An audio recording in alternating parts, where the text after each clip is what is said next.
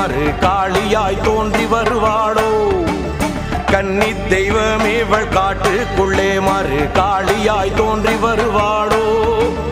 காலமும் நேரமும் பார்த்திருந்தே இந்த காமுக பேய்களை கொல்வாளோ காலமும் நேரமும் பார்த்திருந்தே இந்த காமுக பேய்களை கொல்வாளோ தர்மமும் நீதியும் அழியாதென்பதை சத்தியம் செய்துமே காப்பாளோ